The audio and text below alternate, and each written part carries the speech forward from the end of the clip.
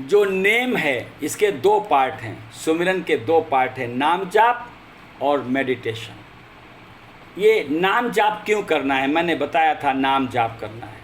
और नाम जाप करने के साथ मैंने यह भी बताया था, जहाँ जहाँ मैंने आपको बताया था एक दिन कि पिछले एपिसोड में बताया था हमने, नाम जपने के लिए, सुमिरन के लिए, नाम जपना हो चाहे ध्यान में जाना हो, सबसे पहला काम है, आप जिनसे रुष्ट हैं, जिनसे आप गुस्सा हैं किसी भी वजह से, उन्होंने आपका कहीं पर मान अपमान किया है, कोई आपका पैसा चुरा लिया है, कोई ज़मीन चुरा लिया है, कोई भी नुकसान कर दिया है जिससे आप रुष्ट हैं, आपको अंदर से उसके प्रति शत्रुता का भाव है, बैर भाव है, पहले आप उसको क्षमा करिए और I love you, I love you, I love you का संदेश दीजिए।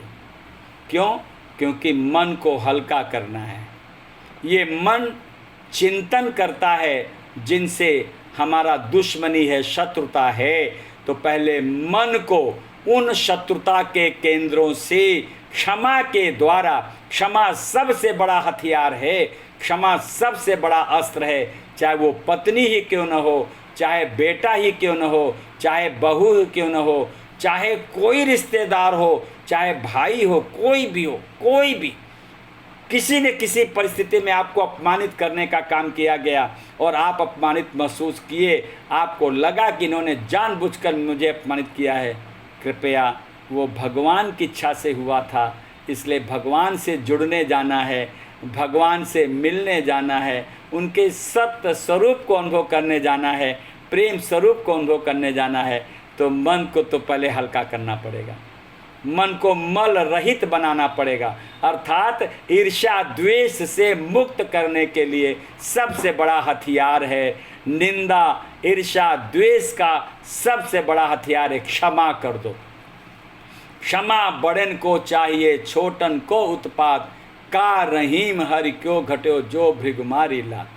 जब भगवान ने क्षमा कर दिया भृगु को, तो हम आप किस खेत की मूली हैं, तो आपको भी क्षमा करना पड़ेगा। तो पहले तो क्षमा करिए, उसके हृदय में बैठे हुए भगवान के चरणों में प्रणाम करिए और क्षमा करिए।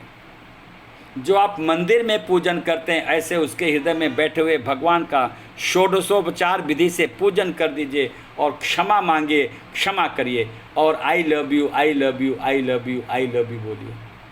आप देखेंगे आपका मन हल्का हो जाएगा। एक दिन में नहीं होगा, अभ्यास करना पड़ेगा। एक दिन में नहीं होगा, अभ्यास करना पड़ेगा।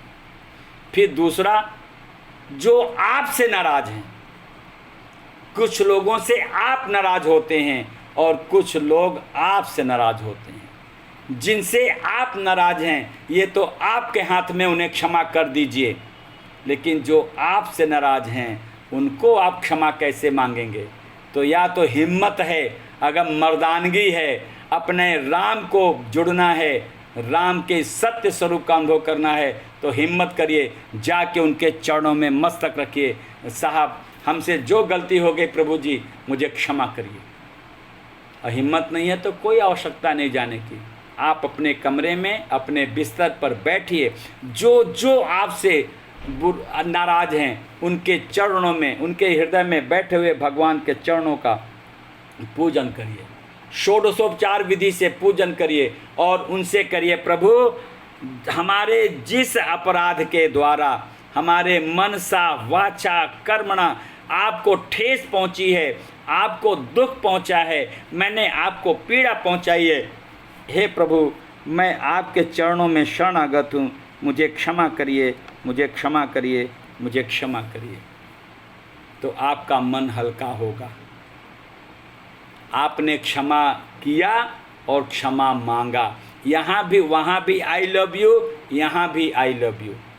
इसका अभ्यास ध्यान से पहले करना पड़ेगा, नाम जाप से पहले करना पड़ेगा और तभी मन शांति पूर्वक नाम जप पाएगा।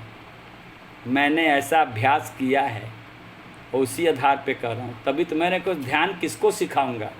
इसके बाद पूरा परिवार एक तरफ से शुरू करिए, जहाँ जहाँ जुड़े हैं, मायका ससुराल सब खटाखट खटाखट सबके अंदर बैठे हुए भगवान को प्रणाम करिए। जितने रिश्ते नाते हैं सब जगह, जो आपका कार्य क्षेत्र है वहाँ भी सब जगह से सबके चरणों में प्रणाम करिए, प्रणाम करिए। और क्या कहिए, हे प्रभु आप सबसे मेरी प्रार्थना है, मैं राम के प्रेम स्वरूप को अनुभव करना चाहता है। मेरा मन राम जी के सत्य स्वरूप को अनुभव करना चाहता है। आप सब अपना आशीर्वाद दें, अपनी कृपा दें, जिससे मेरी यह मनोकामना पूर्ण हो सके, जैसे मेरी यह यात्रा सफल हो सके।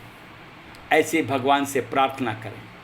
तो आपने क्षमा मांगा और क्षमा किया, और जितने भी लोग हैं सबको आपने प्रणाम किया, और प्रणाम करके उनसे क्या मांगा, आदेश और सहयोग मांगा।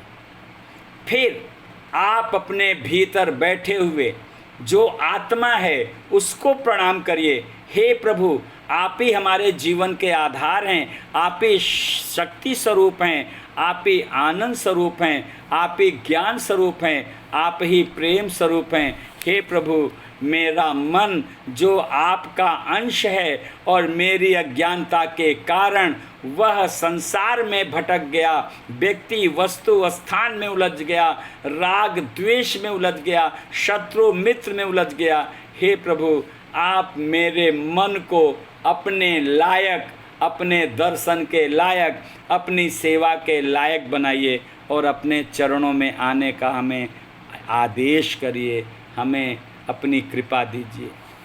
और इसके पश्चात फिर अपने इंद्रियों से कहिए, हे इंद्रियों पर विराजमान, इंद्रिय द्वार झरोखा नाना, तह तह बैठे सुर कर थाना, देखत आवत देखें विषय बयारी, ते झट दें कपाट उघारी। ये देवता लोग इंद्रियों को आपका ज्ञान नहीं सुहाता, इसलिए कहते हैं कि इन देवताओं से, जो देवता बैठे हैं 5 ज्ञान इंद्रिय 5 कर्म इंद्रियों, इन देवताओं को भी प्रणाम करिए और इनसे प्रार्थना करिए, हे प्रभु हमारा मन परमात्मा राम जी के प्रेम स्वरूप को अनुभव करने के लिए यात्रा में जा रहा है। कृपया आप लोगों का भी हमें सहयोग मिलना चाहिए, आप हमें सहयोग दें। इसके पश्चात ये नाम जाप और ध्यान की अवस्था से पहले का ये काम है। इसके बाद जो आपके इष्ट हैं, जो आपके गुरु हैं, उनके चरणों में प्रणाम करिए। जो आपके सत्संगी भाई हैं उनके चरणों में प्रणाम करिए।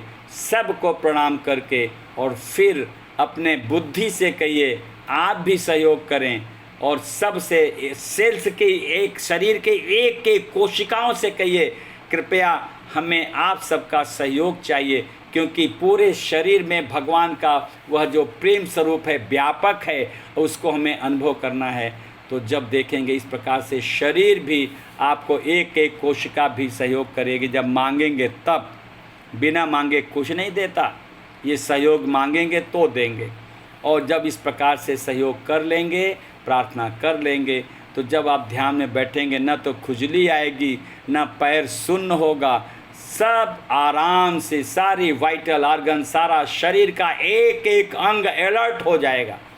जैसे जब कोई वीआईपी मूवमेंट होता है तो पूरा प्रशासन चुस्त और दुरुस्त हो जाता है, ठीक इसी प्रकार से आपके मन का वीआईपी मूवमेंट होने जा रहा है।